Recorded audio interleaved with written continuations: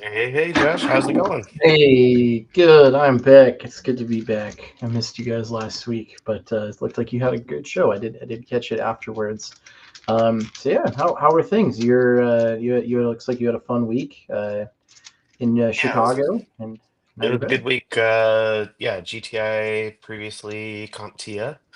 I had their communities and councils forum here in Chicago this week, and everyone. Obviously, we don't have Topper with us today, but huge congratulations to him for being recognized and awarded as a runner-up on cybersecurity leadership. It's awesome thing, recognition across North America. So, Absolutely, well deserved, well deserved. So how was your week? holding down the fort here. Still busy. Getting a little better. Enjoying the warm weather.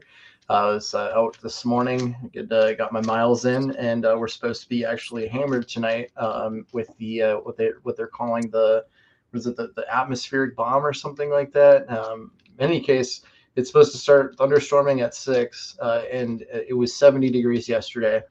Tonight is supposed to be thunderstorm and rain, and then at about midnight, turning to a blizzard condition where it is high winds and snow, and that's supposed to continue all day yesterday with a high of 35. So, uh, yeah, I'm in for an interesting 24 hours.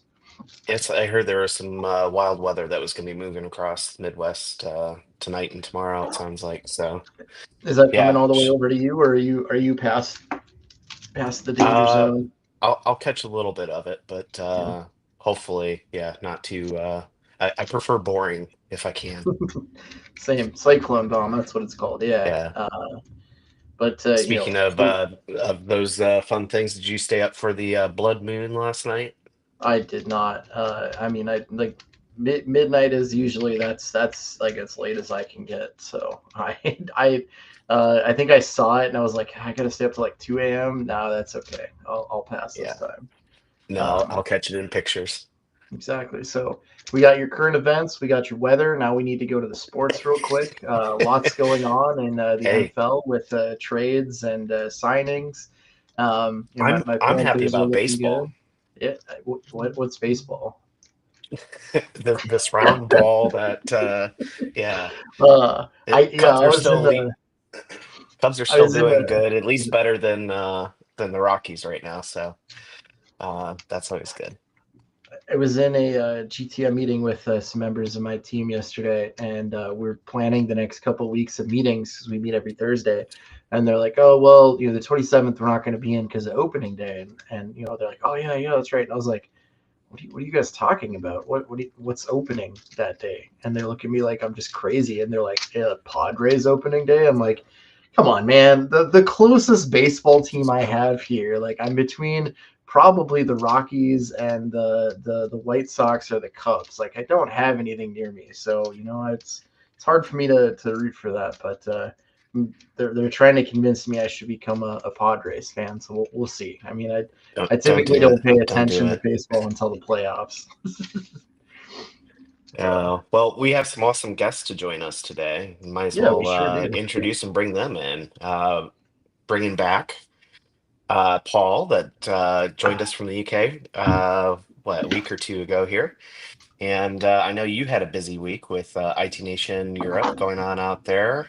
And then we also Yeah, have Callan joining us that was at CCF. You guys want to take a moment to do a quick introduction of yourselves and let's hear about the events you guys were at this week.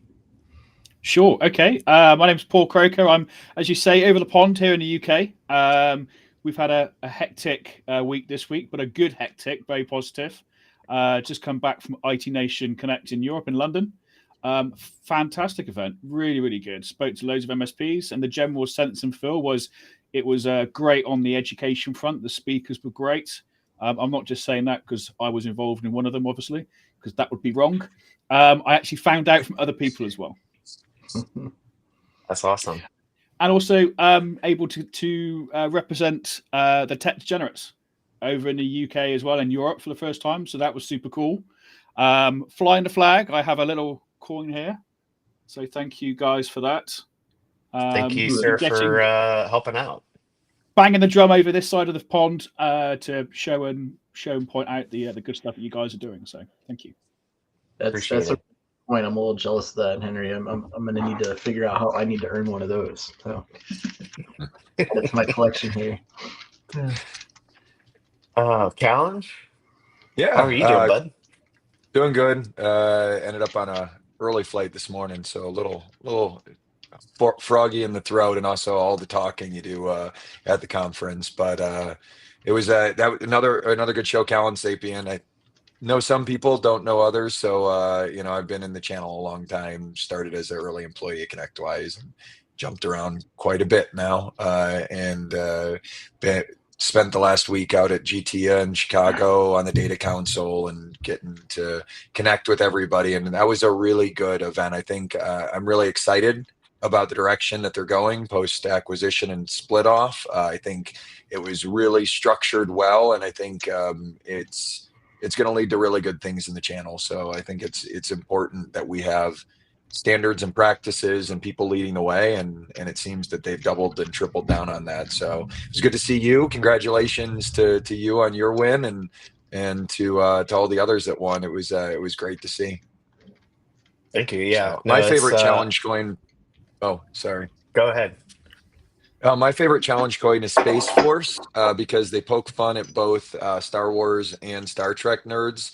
Because it's got Groigu on it, and then it says Kobayashi Maru around the side. There's no right answer, and it's a pretty good one. I had it for a little while, but they took it back when I stopped working with them. Oh man! I also like that you say just lost. Yeah. I also like that you and Henry in their same room. That pool behind you guys looks pretty friendly. Both got the same angle. Yeah. If I like the fact you got the same cushions and the same positions as well, that's awesome. The interior design is impeccable. All right. Well, let's go ahead and get into our stories here. So we've got a handful of them from Reddit, so we'll start with the first one. AMA, nearly every client received a letter about license abuse from from Microsoft. So in this, I'm an MSP from Texas, and the title says almost all of his clients received a letter about P1, which is Entra ID P1 usage, and having to get on par with licensing. This has been happening over the last 5 months. We did not receive the information. Each client received 2 letters, one with normal post and one they had to sign for. If you read actually in the story as well, they had a client who did not contact them as the MSP, and in 90 days, the tenant was shut off until they did true up the licensing as well. So they had about 80 tenants, none above 250 users, and they are saying that the MDR vendor recommended us to buy a single P1 license to unlock features, but they also used conditional access. So not surprise Pikachu. Not good. Yeah. Yeah, the whole idea of we're going to abuse the licensing to try and circumvent paying for full licensing for your clients. Yeah, Microsoft's cracking down. I think it sounds like that. Yeah, it sounds like Microsoft has said that they want to audit each tenant by 2026. We'll see if they keep that, but that's the rumblings on that. So, I mean, with this though, they're saying, hey, the vendor, the trusted vendor that we use for MDR was the ones who recommended that. So, just pitching the softball here or the baseball. Is this not on the MDR vendor? I mean, they're the ones who told the MSP what to do. I mean, it's a trust and verify, I think, but yeah. It's interesting. Why now? That's a good question. Why has it been picked up now? Why is Microsoft sending these letters out or these emails out? What's kickstarted? I think it'll be really cool for us to be able to find out why they've suddenly done that. Was it built into a roadmap? Were they planning on doing it on this date in I guess we're still in Q1. Yeah, I would be curious what the total valuation is. I'm sure Microsoft has numbers on what they think is the missed licensing or abuse that's out there. So, um, yeah, I'm sure they have a total global dollar value assigned to how much licensing they're currently missing out on people that are kind of playing this game of, applying one license to try and manage features for the tenant.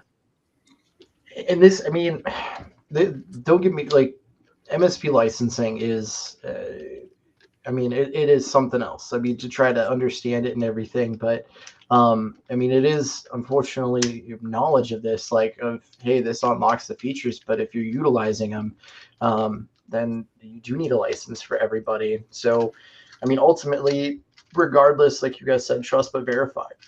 You as the MSP or the provider should be the ones that understand this. And there are some gray areas. I was actually on the Tech Degenerates peer call last night. We had to discuss this for about a half hour or an hour or so in great length. And it's just like, yeah, there are some stuff that there's some gray areas on that. And I mean, there's plenty of stories about, especially on the MSP subreddit, where people like have a licensing question and they call Microsoft and they get two different answers. Mm-hmm. So, I mean, there is something to be said about the confusion or the terms of Microsoft licensing. But I think in this particular scenario, do you think it's more because they use the conditional access policy for everything, or more on the reporting, or I mean, anything else you kind of want to dig into with this, or tell the look into? I guess for me, it also depends what the MSP is using from that P1 license. If it's one small little feature, then you might have a bit of a case if it's like for one of your clients. But if you're using the whole stack and all the tools, and it's the advanced, like nudging towards the advanced level, I think you're kind of taking the mickey a bit. Potentially with that, we know the rules. The rules are the rules. If you choose to ignore those and do your own thing and go rogue, then I think that's where the sticky point is. It would be really interesting to see if anyone's actually got a copy of this comms that's been sent out. I would be Yeah, I think curious that too what the communications are like between their clients that are receiving this letter and the MSP, because that's got to make for some interesting, tense conversation. Yeah, I I think agree. there's a curiosity too. Microsoft is rebranding the business essentials 365 to Copilot, and a lot of the P1 functionality is they're not really changing functionality with the rebranding, but Microsoft often starts to send signals, and a lot of the Copilot functionality around security and enablement requires the P1 licensing, and if you use Copilot in maybe a less direct way, you can get around some of that stuff too, like an MDR vendor would be with a single P1 instance. So I think it's probably them realizing they've got some features coming down the pipe that they're going to want people to pay for, that they're getting to it quick. But that is a hypothesis. Don't come and get me, Microsoft. Dave, Dave brought up a good point there too of Yeah. the whole insecure by default that Microsoft Yes. seems to okay with. Yeah. I mean, that's we're going to sticking charge you a point. fortune for doing the right thing and being secure. It's like being charged for MFA. It's like, really, come on, guys. Or you have the SSO tax. Like I mean, come on, it is a basic security feature, and I agree. Oh my gosh, yeah.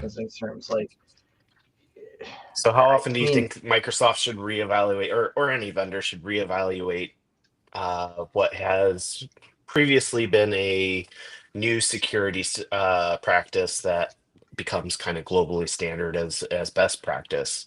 When does that move from a add-on to a baked-in feature, and how often should they evaluate that? That sounds like a slightly loaded question, Henry, but I like it. Yeah.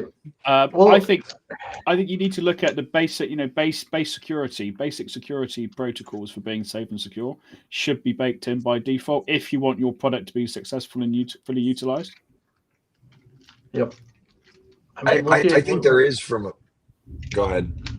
look at how many. I mean, let's look at the attack vectors. How successful has token theft and phishing been over the last year and a half? I mean, it's been like it's got to be the most common attack vector right now. And yeah, you have conditional access policies for conditional access, but it's easily circumvented. Okay, well, instead of coming from wherever I'm at, I'm just going to spin up a VPN in the Americas region or a VM and then try it again. And then you have the evil jinx with that you can do the token theft. There are things in Microsoft that could be done that are unlocked at higher licensing tiers that could prevent that, right? And now that there's other third-party vendors coming in to fill that space, which has kind of always been the case with Microsoft, but it really does kind of suck when it's like, hey, this is the most common vector of attack. We have the ability to stop it, but we're not going to do it. Money, please. Mhm. I think that, from a vendor perspective, I get frustrated too when baseline security things on things I license end up gated, and I think it doesn't make sense, and it really frustrates me when I see a vendor that I utilize have something like SOC 2 or ISO, or say that they're compliant with a global standard, and then they gate SSO, they gate MFA, they gate the heck, they gate their SOC 2, right? Report behind another tier. And I think it's a slippery slope when you're consuming other services. If you're buying, I understand that a P1 license is largely designed around enabling security features, but it's also the baseline of Entra, which is the identity, which isn't just security. So I think for me, when I think about it, and as we bring features to market, well, I run something that is largely used for security applications. If it's securing the user, the consumer of it, to be able to consume other services, I don't think it's moral or just to charge for those functionalities personally. So here's an angle to work then. I think it's almost like a duty of care for data and systems, is it not? To be safe and secure Yes. and doing the basics right. Yes. What if someone gets breached and compromised, or the cyber insurance look at it all and they go, actually, yeah, you did try to do as much as you can, but you're going to pay an additional fee to be secure.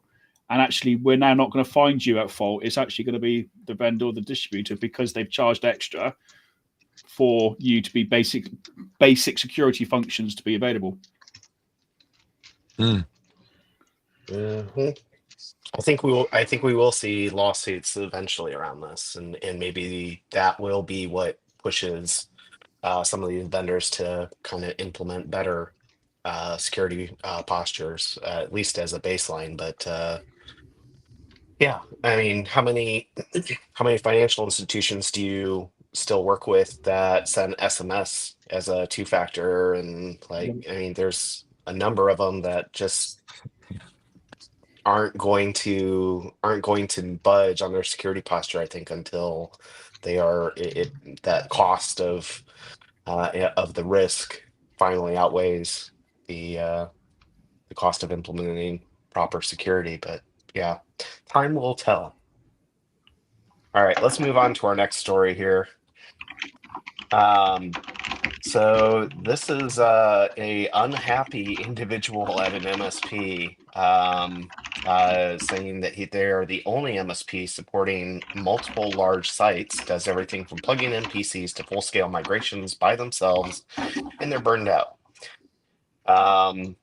Basically goes on to talk about a lot of the responsibilities and doesn't feel like they're being treated fairly, and they want some reassurance one way or the other that what they are doing is being properly compensated and that the expectations line up with the job. So does anyone want to hop in on discussing the solo technician at an MSP and kind of what that's like?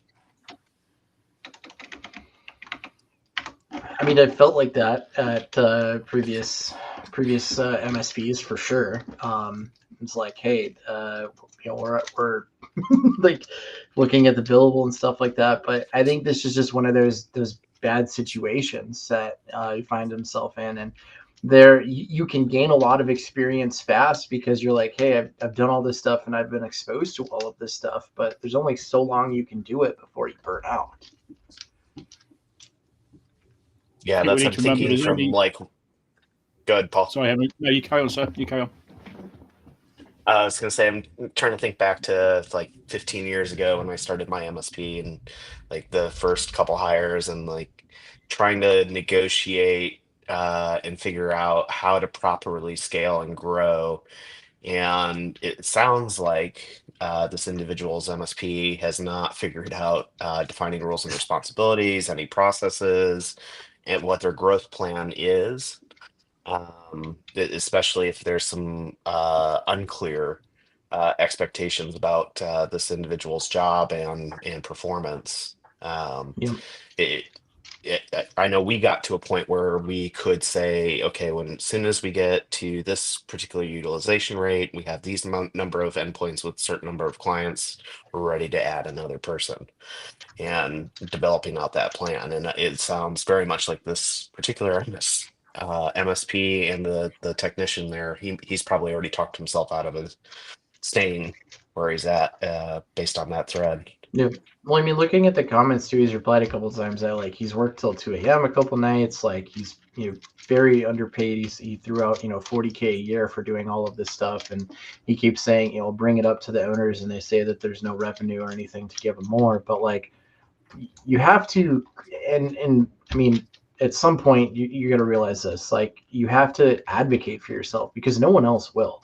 I mean, the reason you're working till 2 a.m. every night is because you're working till 2 a.m. every night. If you draw a hard line in the sand and basically state, like, I can't do this, I mean, it's part of the territory. Inevitably, it will happen a couple times, but like every night is not an acceptable answer, right? And the other thing, too, is like, if he's the only one doing all of this stuff, like there has to be, even if they don't release the revenue or things like that, like you can kind of put two and two together and just even if you're throwing conservative numbers out there, like, okay, so let's just say, like, I don't know anything about the revenue, conservatively, $100 a seat, that's pretty low probably, and just grinding those gears in your head, like if they have this, we have this many seats, like this is just a rough estimate of the revenue, and bringing that up and like, hey, like I know you guys say we don't have it, but that doesn't make sense because of XYZ, and it sucks, but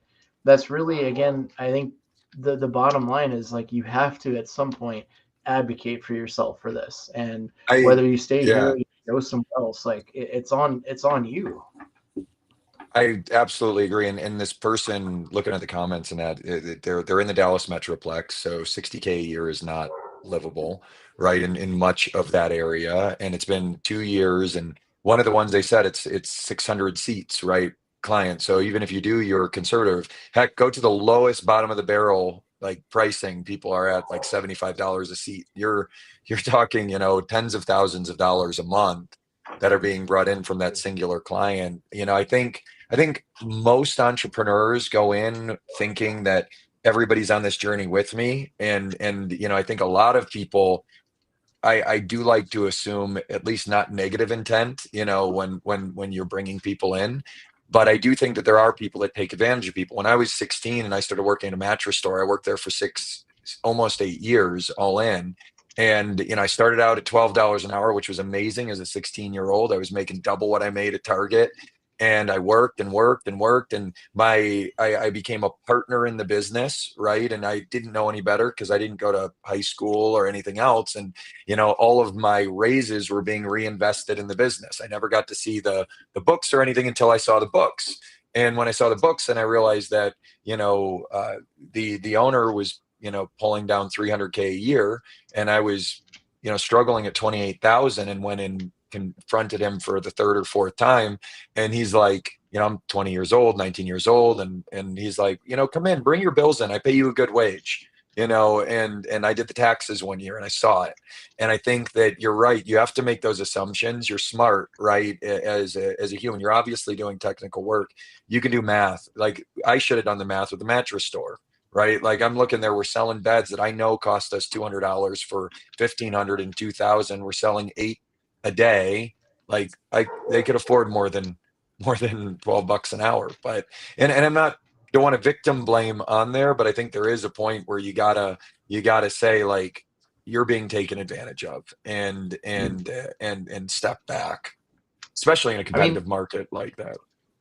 I ran into like so telling you a little bit of the story of my last MSP is I was paid pretty decent, but at the same time, being a single income household, I did have to hold down a second job for quite a while, and there was one night where it's like, my previous MSP, I was, like my title was like cloud architect, something like that. But in any case, like I was the only Microsoft 365 guy, or anything with Azure. So I would be pre-sales. I would do the design. I would like literally do everything from the outreach to sending the quote, and the quote was the account manager copying pasting what I put for a scope of work into the platform that sent the PDF, and then they would sign it, come back to me. I would do the work. I would do post project. I would do follow up, and it did all of these things. So I was like the only real security and cloud guy. And there was one night, I have I know certifications aren't everything, but decent amount of certifications and all of this. And trying to say is, like, at one point I had a really rough night at my second job, and I am not above any sort of work, but at this point I was like, you know what, for the amount of knowledge that I have, the amount of stuff that I'm bringing in, like the certifications that I have, my experience, I shouldn't need to be doing this. Like, and at that point I really advocated for myself. I went back, I gathered all of the things, like I took our PSA and like looked at like the billable hours and all of this stuff, and I made that case. I was like, hey, this is my current salary. This is what I'm bringing in. I am more than covering my 2x or 3x, whatever. Like, here is, like, went on different sites. I'm like, this is what I'm doing regardless of my job description. This is what I'm actually doing. Here is the estimated salary ranges. Like, I put together this like 3-page case study and presented it, and I was like, hey, like, this is what I feel is fair, and this is what I'm asking for. And it did work out. I mean, I did get a pretty substantial raise, and didn't have to have my second job anymore at that time. And unfortunately, things didn't work out with the other MSP for other reasons about a year later or so. But like, I think the like, it literally, like, it took me, if I wouldn't have said anything, it would have continued. Like, I would have just continued working hard, having the second job, doing what I do. But like, again, eventually you just have to be like, hey, something isn't right here, and do your research and stick up for yourself. Can you imagine being that? Oh, sorry, carry on. No, you carry on, my friend. It's quick. It's. Can you imagine being that owner though, and doing all this reliance? Like, that guy quits, and like the amount of power that technician actually has. Exactly. I mean, I was looking at it going, actually, what's the workload? What's keeping you that busy? You're talking about some high level stuff there about like projects and other bits and pieces, but is it ticket desk, service desk work coming in there as well? And how much of that is repeatable? How much is that sort of the low hanging fruit that really you could look at automating that with some sort of workflow? There's tools and solutions out there that can help with all of that stuff. Maybe flip it on its head and say, look, I'm working crazy hours, X hours a week or whatever it looks like. How about coming at it with some solutions? Okay, rather than me doing all this stuff, why don't we bring in some automation? Why don't we invest in these tools or this thing? Or can we get someone else in to cover service desk? Can we get someone else in to do this? And just see what they say. So you're shifting that sort of discussion around sort of the poking holes and stuff to actually come at it with some solutions. So you've given it some thought around it. Well, I mean, it should definitely be on the owner looking at like utilization rates and things like that, and realizing like, hey, no one should be 150% utilized for weeks on end. But it should be, but it's not happening with this guy, right? Definitely not. All right, let's hop into our next one here. Callan, you want to take this story? Yeah. I mean, this one was crazy when I started reading. I know that this type of stuff happens, and I know that people push, but essentially, the previous MSP is holding global admin access hostage for an offboarding fee. I think a couple of years ago, people did start pushing the idea of an offboarding fee, and I get it. There's value in that if you're going to do the transition right, but then you know, the incoming MSP found out that not only are they holding the global admin hostage, but they're also reading a mailbox and being able to see everything in there. And I was, you know, I mean, like I'm reading this one, it's like it's concerning, right? I mean, just thinking about it in general, there's so many flags here. I don't know where this person was. I was trying to figure it out because it's in the UK. There are like 6 laws that are being violated if it's in mainland, depending on what country you're in. Even Yep. in the US, where we're pretty light on regulation state by state, this still, you know, could definitely violate the ECPA, right? The Electronic Communications Privacy Act, and then local ones at other levels. So like, there's some contractual and then the violation of potential Microsoft utilization. So just on its whole, if you're thinking about doing this or you do it, don't. But then the second thing that's probably more concerning from my perspective is the superpower of our industry that I've felt, and what's kept me in it for almost 2 decades, is collaboration and trust. They're the cornerstones of how we work. Like, you know, shows like this, Evolve, Troop here, whatever it is, we get together and we open up our books with each other to drive success. And community is so important. And that trust flows through to the client. And so not only is that MSP violating the trust between kind of the ones that we have, that we work in a collaborative way, but it's also changing the way that the client thinks about how they engage with MSPs, which is just so damaging. And I agree with the person that wrote this.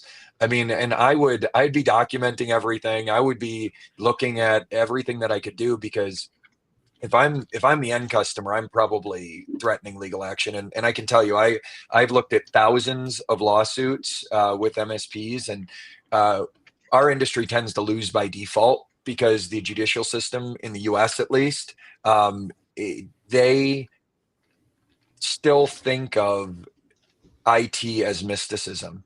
And so I think that the other MSP may want to roll the dice with it, but I couldn't see them winning a case like this. It's nutty.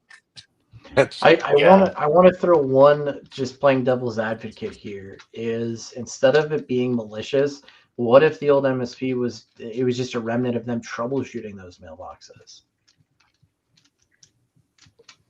Hopefully they have that documented. I mean, Yeah. I think I feel really nervous and twitchy about the whole thing. I've literally, I'm I'm not saying it's a good idea, best practice whatsoever. But I just want to throw out, like, you know, we shouldn't jump straight to malicious, although it could be. So, I mean, in this case, like, what would, if you're the MSP who sees this, what are you doing? I mean, I agree. You know, ignorance, it could be ignorance, but I just think of things like BIAAs from the HIPAA side, and that, like, you should not have unfettered access, right, to view everything in the mailbox as an externality, in just from best practices. But I agree with you that it could just be ignorance. It could be an HR thing. You probably need to have a chat if they have an HR team, department, etc., to find out if it was ever requested that this director have someone else access his mailbox or her mailbox. Right. And then from there, I'd work out where on earth I'd take it next. So, I mean, yeah, but I think it just, makes, as I said, the whole thing just makes me feel really like uneasy. So yeah, that's to Callan's point earlier. Clients and let the client make the decision. Really, I mean, that's we don't know who should access to what data. Sorry. No, you're good. I was gonna say, Callan's point is, like, this MSP is in no way likely going to recoup this client ever. Like, if the MSP that's taking it over, you know, screws the pooch in a couple months or whatever, there's no way they're going to go back to their old MSP after this bridge has been burned with trust. I was going to say, what's above burning your bridges? Because that's kind of what we've done here. Yeah. You know, on that note, like, the global admin has permissions. Looks like the global admin started monitoring the mailbox in the time frame that the person may have been looking to quit. They make kind of that point, and it makes you wonder if, and this kind of the going the devil advocate route, it's, you know, the behavior of holding global admin access after, for me, kind of removes some of the grace that I would give them, but because it makes it feel planned, right, and somewhat malicious. Yep. Yep, very much so. All right, Paul, how about you take our next one here? Sure, no problem. So this story is around advice for mentally transitioning away from MSP space. So we have a user here who's basically put on the forum that I recently transitioned out of an MSP, and I'm now leading an internal IT team for a mid-sized publicly traded organization. I went from being in the office every day to being on call 24/7 to being working from home 4 days a week and not receiving any correspondence after 4 p.m. They sound like they're still struggling with that transition, moving away from MSP, where you're on the, you know, you're eating, living, and breathing it, into corporate IT, and that shift is very different. I've done it the opposite way, so I've gone from a corporate to an MSP previously, and it's very different. The workloads are very different. The expectations are very different.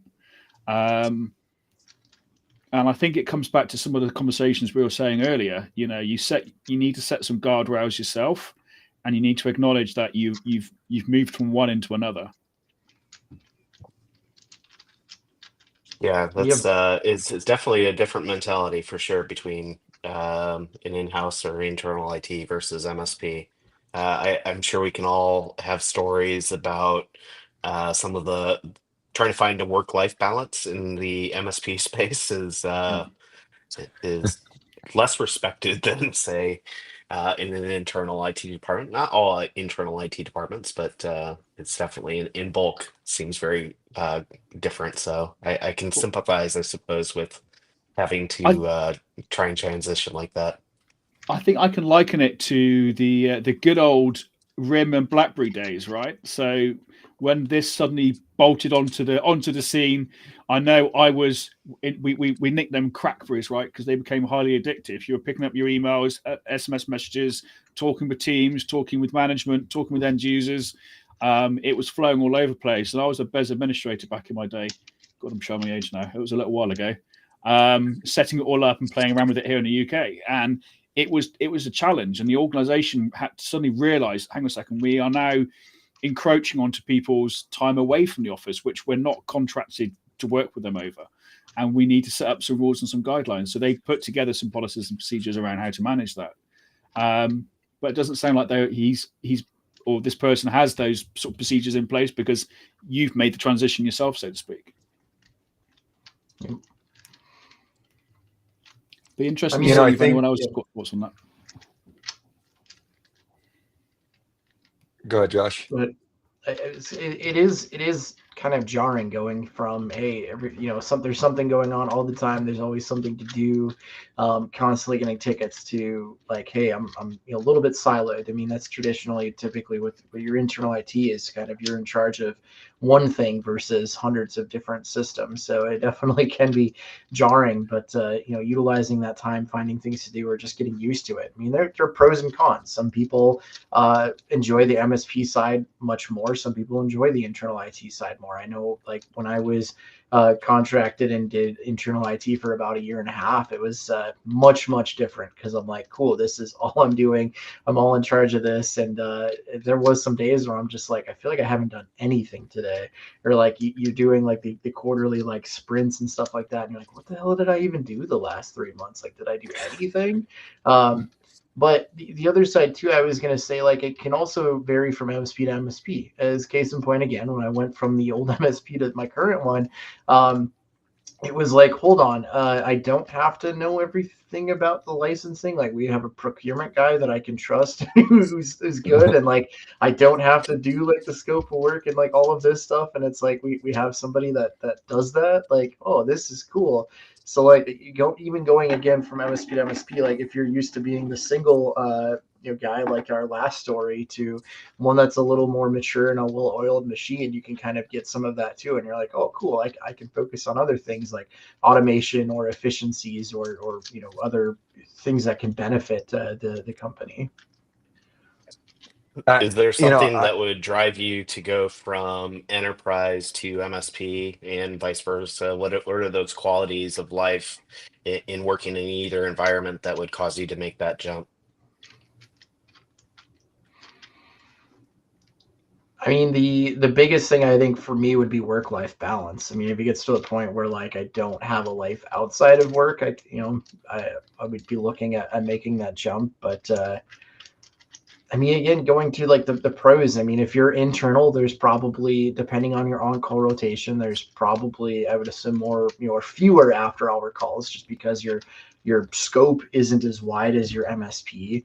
There's going to be far fewer differences in configurations. I mean, even if you're a more mature MSP who has everyone on your stack, you're going to have like new clients and things where you have to figure out or support something that isn't in general. So like you across all of your clients, there's going to be different configurations and everything versus internal. It's like, hey, I just have to know how this thing works. I think time tracking is a lot different internally versus MSP. That's probably one of the biggest things.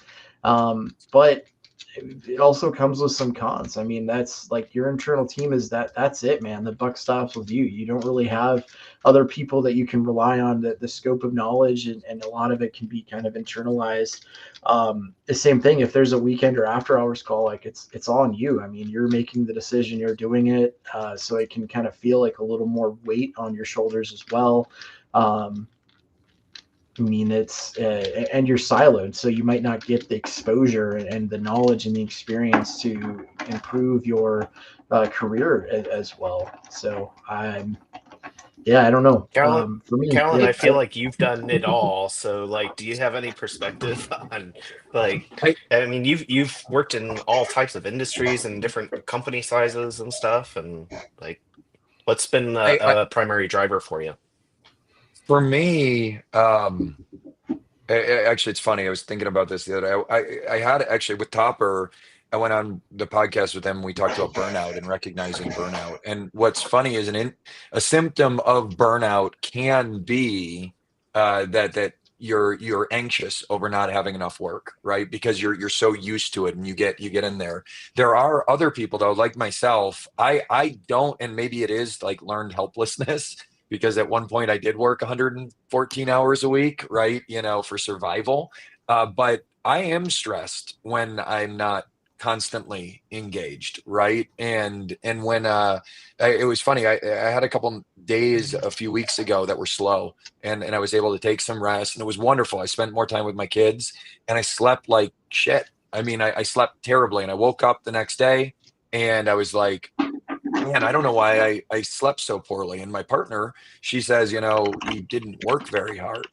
Like you just took it easy. And so I think there are some people that are naturally wired that way, and it's not good or bad, right? I think that so finding the right role can be incredibly stressful if you're in the wrong seat. And so if I'm that person, I'm probably giving it some time to see if I can find other areas. And I think it was interesting that they said waiting for the next thing to break, which makes me wonder how mature the organization is, and if they do have problems that people just stop hanging up the phone. Because I have in large organizations, it's like, not my problem after hours. And so it could be that too. And I've seen it all over in different orgs. So say, they just need to kind of see especially if they're running it. I think, Josh, you made a great point. The buck stops with that individual. So they could be stressed that they feel like it does all fall on them if something goes wrong in that case. So just building on that point quickly, I'd probably say if you're leading that internal team and you're seeing the same challenges and issues, and as you say, maybe other departments who you're supposed to be working with aren't aligned to you or don't carry the same thought process as you do, or the integrity that you might have, maybe it's worth flagging that internally through the right channels and say, look, Yeah. I've spotted this problem. We need to resolve it, otherwise we're constantly going to be banging our heads into the same tree. Why are we doing the same thing over and over again? Why don't we make a change and put a recommendation forward to change that? If you've come from an MSP background leading MSP, you've got that leadership integrity is built into you anyway, because you've had to find solutions and work through problems. So view this in that way and add those skill sets into the internal team. Showing leadership to the team that you're driving and leading there, I think, would be invaluable. I think that's a really good call. I think it's a very different thing to navigate internal politics and internal flows than it is with a larger organization and an organization like that. Going back to Josh's point on, maybe that other MSP that was holding the hostage had the mailbox's ignorance. They may not know the impact that they're having. People get in, especially in larger organizations, they get into their day-to-day, they do their thing. And the amount of times that I've heard in going between departments, running strategy, like, I don't even know what value they bring over there is shocking. And so it could be something that they don't know what they're doing. So that's a good call. All right, did we solve this? Is everyone happy in their jobs now? All right, let's hop into our fifth story here. The Microsoft says malvertising campaign impacted 1 million PCs. So they took down a large-scale malvertising campaign that infected nearly 1 million PCs. Began with malicious ads and pirated streaming videos. Those ads redirected and pulled down the malware designed to gather system information and deploy additional privilege escalation tools and access tools, threat tools like net support, and deploy their payload. I'm sure we've all seen variations on this. But do you guys have any war stories, I guess, from seeing this firsthand, or how do you guys handle when a client reports an incident where they've like when we did more residential stuff, we saw a lot of people that would fall for the banking scams and so forth. What are you guys' approach to those war stories and interactions? Man, I mean, this just goes to like I actually used this story as an example in an unrelated MSP community. I have a really core group of friends in a running community, and one of our members, her husband, is trying to go. He deleted all of his Google accounts, is trying to delete his social footprint, downloads this VPN, and he's like, none of my data is going to be shared. So instead, he downloaded this VPN, and now he's torrenting stuff instead of using accounts with known streaming things. And I was like, man, that doesn't. If he doesn't know what he's downloading, this can happen. And you're trying to do all the things, but you don't know where it's coming from. You don't know what's on there. Utilizing trusted sources. I mean, if you want to get into the weeds, now we get to learn about sandboxes and separating your VLANs and things like that. But if you don't know what you're downloading or what you're getting yourself into, this is what can happen. Yeah, I feel like that's something you always run into with the VIP users at clients that, I need that special access to do whatever. And it's usually something that probably should not be happening on a work device. But yeah. The classic quote I like is when they say, in my last job, I was able to have this.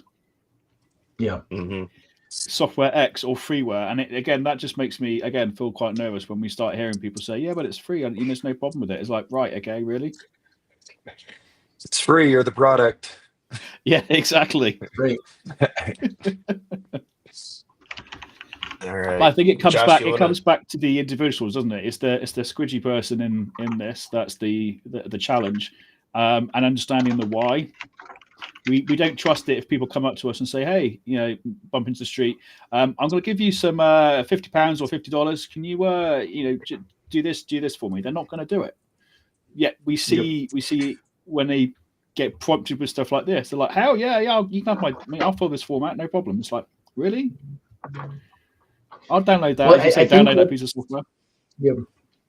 I think what I guess I would handle this is having the conversation. And this is where it comes to building those relationships from security, is instead of just, saying no all the time, collaborating with the user and saying, hey, like you say you need this, but like, what are you trying to do with it? Let's work together to find a solution that's within our boundaries, that is secure, that allows you to do what you need to do. And sometimes like, oh, I'm just trying to stream movies. Like, okay, let's use Hulu or something, or figure something out, right? Like there might not be an answer, but instead of approaching this, as like, hey, I'm just going to block everything. Like there are chances to build that rapport and build that relationship and figure out what the end goal is. I think think real So quick, those on the call who have got children, who've got children on the call. Me. How does it work when you tell children, no, you can't have that, or you can't have it? It's the same thing that when you tell executives, what you have to, in this, what I always start with is, what are you looking to try and accomplish? And I think Josh nailed it. And now I'll say, it's probably more insidious now because you have things moving so quickly. Like look at DeepSeek, right? We banned TikTok in the US because of privacy issues, and then everybody immediately jumped to the new AI model and put all their business information and all of everything. There is a tremendous amount of risk reward going on right now, and not a lot of oversight. And we keep telling as an industry our end customers, no, you can't use the AI. It's not secure. What are they doing? Doing it. So I think there's a whole nother threat vector that I've heard of several malicious GPTs, right? That people are using to social engineer, not to create better social engineering, but just putting it out there, and getting fake responses. I do think these stories are good uses for education case studies with clients or prospective clients about, like, how often do we read a story like this, or like the FBI doing a takedown, not to diminish what Microsoft and FBI and others are doing to take these down, but it's a game of whack-a-mole, and like it really highlights that need for proper security posture. So, Yep. all right, Absolutely. Josh, All you right. want Well, to take the last one? yeah, we can do the last one really, really quick. So we got about 2 minutes here. So I found a funny story of good malicious compliance, which is fun to do in the IT field. So this comes from our sysadmin. I want all my fonts to be in Arial. So marketing enforces a strict font and color scheme in the emails, and he understands and respects that. But the CEO at the workplace is very brand minded and wants the strictest enforcement. He wants all of his fonts everywhere to be in Arial. Everything, Teams and Outlook and everything like this. So this dude found a script. So again, leading to our last story, who knows what tool he's using from GitHub to make this. But I mean, it's worked. It's been 2 years and everything is Arial, and the executive is happy. So so this is what happens. People like this is, it literally leads to our last story perfectly. The other side of that is I'm interested to know what his communication looks like to the other person. Like if it comes up to like if he sends me an email, is everything in Arial, or is it just completely misformatted on my side? And he just kind of looks like somebody I wouldn't want to do business with. I mean, I know there was a LinkedIn. I got a LinkedIn request and a message from a car person and like local to me, and everything was in all caps. His name was in all caps. His LinkedIn profile was all caps. His message was all caps. And I'm like, dude, I'm not buying a car from you. Like, if you can't figure out how to caps lock button works, like, come on, man. So, Maybe that's just his energy. Is that's true. Yeah. Maybe they just want to clone their employees. I think that this would probably end up being a trouble client for us if we had someone that was demanding that everything be in Arial. But yeah, you guys have any stories of malicious compliance, real quick? There was a certain CEO that was as a high personality that we used to work with, and for many years, red was not allowed in any presentation. And we actually purchased a company that their entire logo scheme was in red. So that was interesting. But it was fun to kind of I don't know if it's compliance because it was the opposite, but not tell that new person, when they were going through their first presentation, and then we ended up getting pretty compliant, even when like you're getting to the point of a stoplight where red, yellow, green, the stoplight was like a shade of orange or purple instead of that. When we and if you go back and look at content, you can probably see that there is no red. Lots of blue, lots of white, no red. Some green, some purple. Now it's teal. No clue The who red you're is talking now about. teal. Yeah. What if you've got red hair though? Come on, it's just like some things you can't control everything. Not right? allowed. No employees. It was that's we were completely freckleless. Kelvin, I would buy a car from you, bud. If I'd buy a car from you. All right. Well, let's wrap up here. What do you guys have coming up? Where are you headed next, and what's going on next week? Next week, I'm catching up on my gazillions of notes I made from IT Nation, contacts and connections. But before I do that, I've got a rugby match. We play rugby over here in the UK, and we've got Six Nations Championship underway. And I've got hospitality tickets with a friend of mine to go and see England versus Wales in Cardiff. So I'm absolutely stoked to go and see that. Yeah. That's awesome. Callan, how about you? Next week, catching up, and then have a good webinar with John Harden. So that'll be fun, and Dan Lee. And then actually go out of the office for a couple days for March Madness. And I neither like Vegas or basketball, but I go every year, and it's a blast. And then actually going to take the kids to Tahoe for I lived there for a year, and that's going to be good before getting back on the road again. I think the Channel Futures and Kaseya Connect and start all that back up again. But be in Houston too if anybody's around and wants to catch up. Awesome. Josh? Doing just busy with MSP work, so it's most of my week. I'll obviously be MSP Community Live next week, but also I'll always plug our IR game. So please go to irgame.ai, sign up for the end of the month one. So the last Friday of the month. So that would be, I don't know what that is, the 28th. We're doing a cloud compromise scenario. That's the best scenario that we've ran yet. A little biased because I made it, but it is pretty awesome. So please get your reps in when it comes to incident response, whether you're new to it or if you're seasoned. Please come join and help others and kind of share your experience and train others up.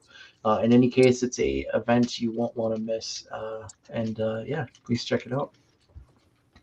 Awesome. Yeah, I'm just digging back into normal work. I'm actually off the road until I think April 1st. Wow. Which is awesome. So I'm looking forward to that. And to Dave's point, yeah, I'm going to be watching the Cubs Dodgers Expo game in Japan. Looking forward to watching the Cubs beat the Dodgers on that. But aside from that, yeah, not too much. It'll be a ton of follow-ups from CCF. I think I probably have notes on like 30, 40 people to talk to from expand those hallway conversations that happen. But, did you see Suzuki slicing the baseballs with the samurai sword? Yes, sir. That was cool. Yeah. All right. Well, thank you all for joining us, and yeah, hopefully we'll see everyone next week. Thanks for having us. Cheers, guys. Bye Cheers. for now. See ya.